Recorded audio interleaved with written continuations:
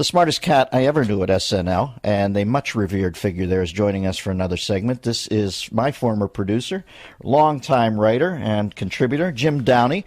Jim, I had Norm on the show yesterday. I always thought Norm, from the first second I saw him, was just a flat-out misanthropic genius. I always gave him a wide berth as far as time schedules and that, because I just said, well, I'm going to grab Amadeus and tell him he has to be here to do busy work. You know what I mean? That isn't going to happen. So I think he's a genius. What was it like to work with him on Update? Well, he is a genius and the most fearless performer. He likes people to laugh at his stuff. He enjoys that, but it's sort of one of like, half a dozen important aspects of what he does. Mm-hmm. So that if he really loves a joke or a bit, he will happily go out there and do it, whatever the response is.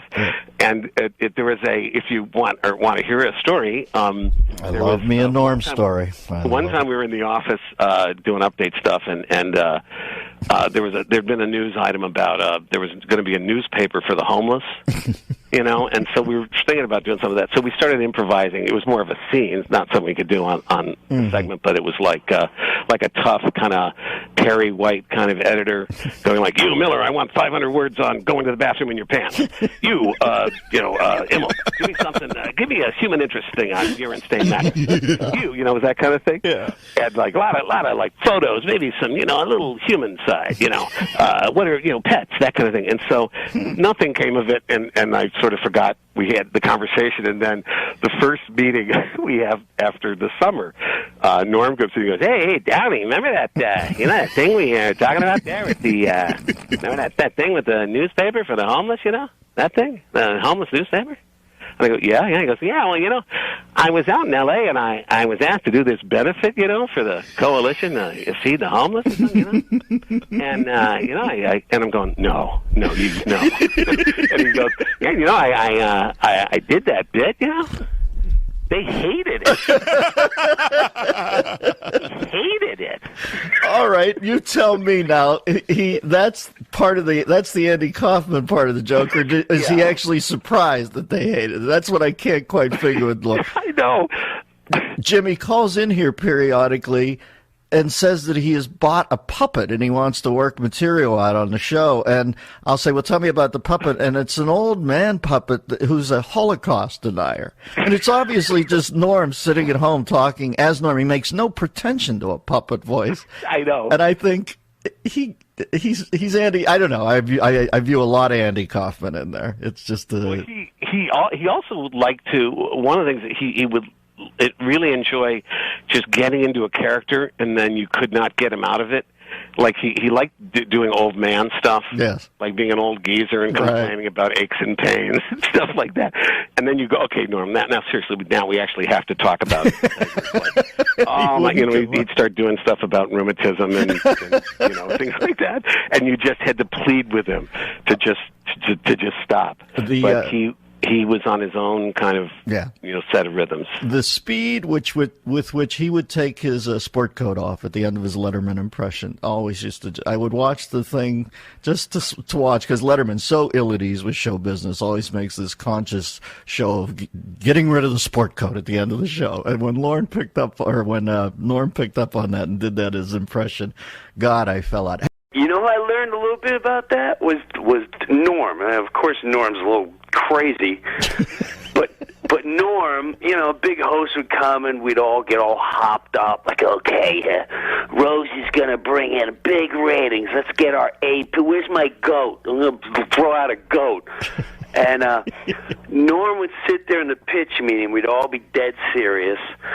Will would throw out, I'm going to do a cheerleader. Right. This one and that.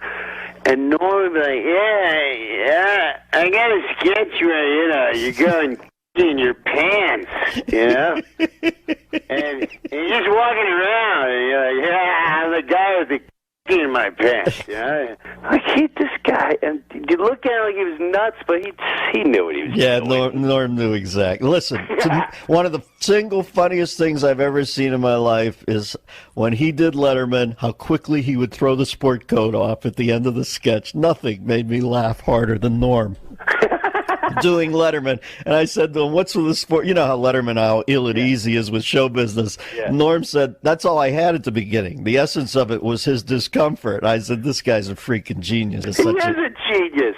He would warm up the crowd. Now, when I would warm up the crowd, I would warm it up like I was playing the garden, and I wanted to teach everyone a lesson. If I'm cut from tonight, I want you to know I should have been on. That I was a badass. Yeah, I'd warm up the crowd, kill. Norm would go up behind me, and he'd go, hey, Jim Brewer and these guys, he's got all these great impressions, you know. So I said, well, I better learn some impressions. So, are you guys all ready? This is my newest impression of these. I love it. Because here's Ed Sullivan. And I'm like, he's really going to do Ed Sullivan? Like, why would you? He goes, Ed Sullivan introducing the Beatles. And he goes, ladies and gentlemen, it's the Beatles. Well, I got to work on that one a little bit. I see you during the show. He's got a little Andy Kaufman in him, Norm. He likes to frustrate, titillate a little, but then periodically he'll say something like, you know, I feel sorry for the homeless guy's dog, because you know the dog's thinking, this is the longest walk I've ever been on. Norm's hosting a sports show now, Jimbo, on Comedy Central. Oh, that's dangerous. You and I both know that can be very. Yeah, but that is a panel I volunteer for because I want to be in the blast site of that when that goes off because that is going to be a. Hey, now listen, did I hear some rumble that Brother Sandler, sent out Maseratis to the cast of Grown Ups? Did you reap the benefit? First of all, let me just say one thing. Nothing's better than Nancy Pelosi Augustus reference. Pelosius Augustus. I'm still swooning over that one.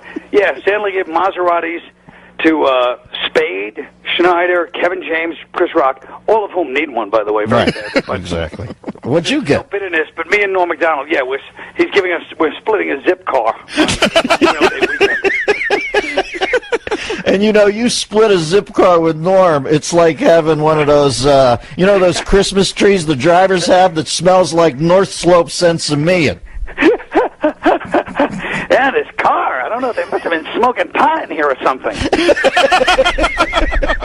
Norm cancels on us once every 2 weeks, and I almost enjoy it more than him showing up at this point because he always wants me to talk to some ventriloquist puppet that he says is on the phone. A Holocaust tonight. What has happened to Norman? And then when he sees you, he's going to go, how come you never have me on your show? Nope. We tried to get you on. What? Nobody funnier, though. I mean, you got to give it to him. Nobody funnier. That guy, if I'm in a room with him for 10 minutes, they got to put the paddles on me because I flat... Now, you're a young iconoclast, Norm. You know, the kids, they get you. What? I was going to wear a suit, and I don't need to. I like this whole D.B. Cooper look for you, man. This is... Now, is he the guy that jumped out of the plane? No. He's married to Alice Cooper. Now, the thing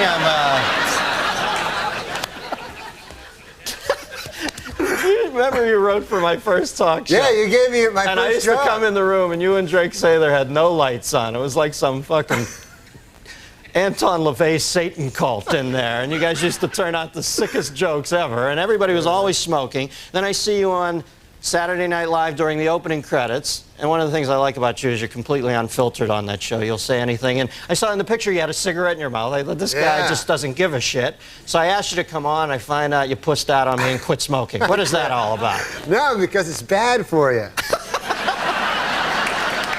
They have these fucking things on the side. You have to read the fine print where it says, it's bad. Now, when did you first start smoking? I started smoking as a kid, like when I was, I think I was like 14, and I thought, I'll look really cool, like if I start smoking, because I didn't get along with anybody. So I started smoking. Wouldn't you know it, I did look cool. All of a sudden, all these broads like me and everything. Not broads, but ladies, girls, women.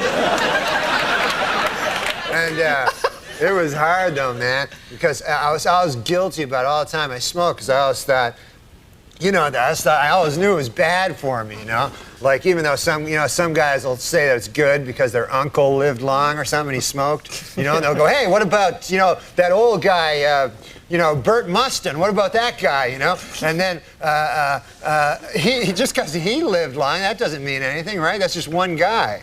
You can't, just because Bert Mustin lived long, you're all of a sudden... You did your master's thesis on this, didn't you? Now, did people bother you a lot when you're smoking? Were people pissed off when... Yeah, people don't like when you smoke, They're bothered. Like, I gotta admit, though, secondhand smoke is bad. Like, I don't like... When I smoked, I didn't like secondhand smoke. Yeah. I like that first-hand smoke because you get to suck it right out of the cigarette, And the secondhand... Any fucking thing that's already been ingested by someone is not as good, You know what I mean? Like a pork sandwich is delicious, but after a digested pork sandwich, that's fucking shit.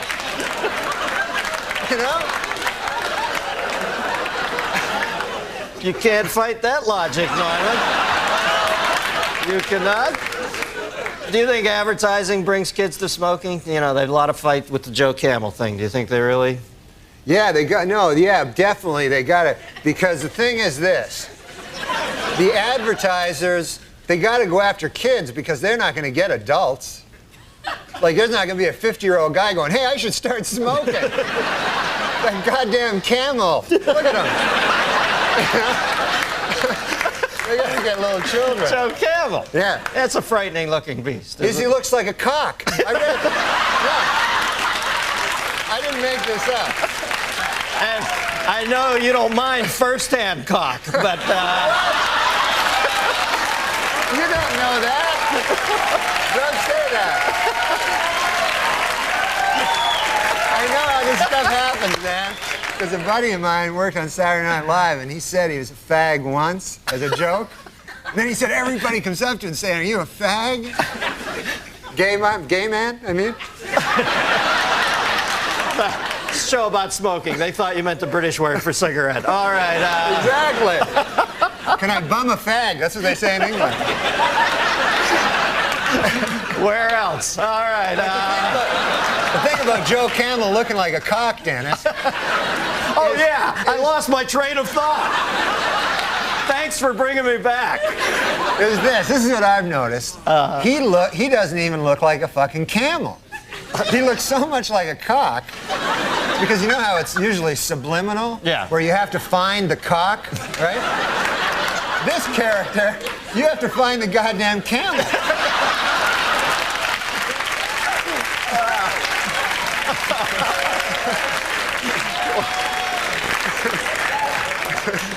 Yeah, believe me, when you only get 2 humps out of a cock, it's not worth smoking. All right, now, line 2, we got a phone call for you. Although I can't believe they'd still be on the line after this departure. Line 2, we've got Beverly from Middletown, Ohio. Beverly? Yeah, hi, Dennis. Hi, Norm. Hi, you didn't know my name, I don't think. Yes, I did. I watched Saturday Night. Do you like it? Yeah. I liked it when Dennis was on it. Yeah, I did too. I watch Dennis every Friday. Get out of here. You're great at that, man. You're great at this. You know why? Because you don't give a shit about Dennis. You know what I mean? It's like the best thing you can do. Whenever I'd go on, they'd go, what's it like following Chevy? And I like Chevy. He makes me laugh. I mean, what the fuck do I think about Chevy? I'm trying to make a living here. Right, you know what I mean? Right. When I see you, I know you're thinking the same thing. Like, screw Dennis. I'm killing. Okay. Anyway, go ahead. What's your question? Okay, since nicotine is such an addictive drug, do you think someday you'll have to have a prescription to buy a pack of cigarettes? Well, you know, they always bring up the Constitution and talk about how we should still have the right to a militia and all that. But let's face facts, this country was built on tobacco growers. So, you know, if you're going to start changing, if you're not going to change one thing because it comes from way back then, you can't change this either. There are farmers out there who make a living. Tobacco is one of the crops that got this country going. So, no, I don't think they'll ever make it illegal. Yeah, no, they shouldn't make it illegal. I know. I think Norm's backing me up on that. What motivated you to quit? Well, I guess I read this thing about how it was like a phallic symbol, and that my doctor went in. He said, you probably have an oral fixation, which you know what that means. Let's not kid ourselves, right? So That's why I always smoke like cigarettes instead of cigars, because if I'm gonna have I like a little white thin cock, you know? Are we back to cocks again? I go away to Ohio, Middletown, the center of the universe, to take a nice clean call, and then I space out. I'm thinking I can't listen to Norm for a second. I gotta get a time cue here. I come back and you're talking about having a thin white cock in your. I don't have a thin white cock in my cock. You mean? No. In my mouth. No, you misunderstand. Oh, What I'm okay. saying is this. I'm just saying. Don't make the mistake of thinking I fucking listen to you. I just want to make it clear about that cock thing. I was just saying, if I ever was gay, if they like suddenly made it mandatory or something, then I would choose the smallest cock, and I would like a guy that came fast. I don't know. I thought the subject was cock. No, cocks is next week. I'm sorry. Does that answer your question? Yes, it does. Norm Macdonald, ladies and gentlemen. Call me to say goodnight. Kiss me once or twice. I'll never let go of you. Fold me into your arms. Stay with me. No, I was just thinking, because they have that Viagra thing out. Yeah. And the other day, Bob Dole came right out and said. He was one of the first. Yeah. And, you don't want to hear about Bob Dole's cock, I mean, President Clinton's cock, Bob Dole's cock, what the hell? But mostly, an old man like that, you don't want him to have a super hard cock. You know what I mean? Why? Why? Because an old man, you want him to be got a pipe going, a newspaper, the dog at his feet there. Well, that in some corners is considered pipe. Oh. But now they're going to have to create some goddamn pill that makes women aroused at the sight of a fucking 70-year-old dude with a super hard cock. You know what I'm saying? It's crazy. This Viagra. It's insane. And you know what it's for? Impotent people. All right, it's for impotent guys. So get this. I read this. The pill can make your cock hard for 4 hours. Right. So now, who has the 4-hour hard cock? The impotent guy.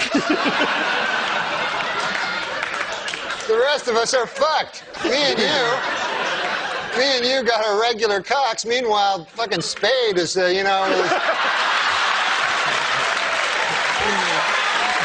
to Spade.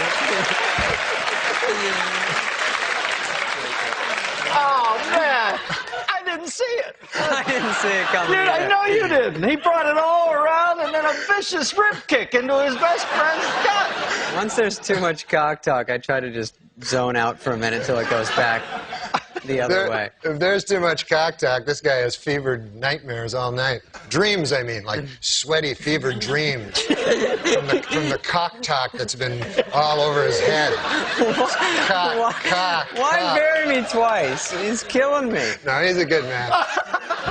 That erased it. All right. No, he's a good man. Who cares? After all that, that's the whiteout he puts on. Yeah, I know, it's awesome. After he talks about you doing chin-ups on cock for 18 minutes, he goes, no, he's a good guy. If you're gay, he's a completely straight guy. He gets a lot of ladies. You know that about him with the ladies. Don't say ladies. Women, girls. Okay, thank you. Ladies, what are we, fucking on an FM station here?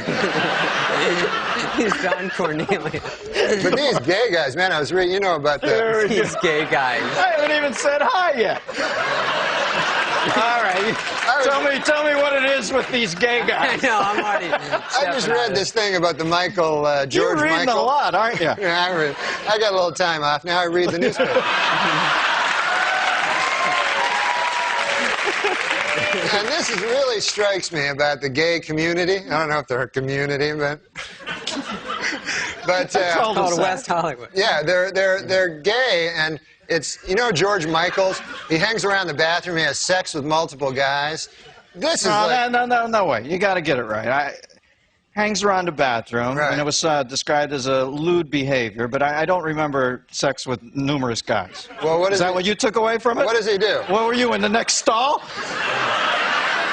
I could have been just having a nice bathroom regular thing. I don't know what lewd behavior is, but I don't know that he was in there with numerous guys. But anyway, go ahead. We get the gist of it. This is definitely a gay thing, like, because this is a pop superstar. You know what I mean? You're not going to walk into a bathroom and all of a sudden Farrah Fawcett's like, ah, you know? You're not going to... What? I love it. What I'm saying is, why would a famous what was she doing?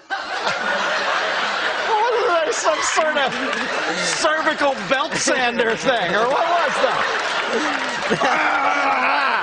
Oh, Christ, what are you, Linda Blair? They do. That's what they do, right? That's what ladies that I know do.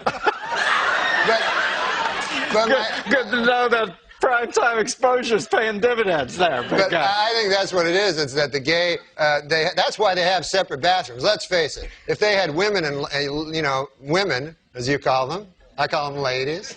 If you had them in the same bathroom, like you go in the bathroom to do your business, see a man about a dog there, you know, and you're in the bathroom.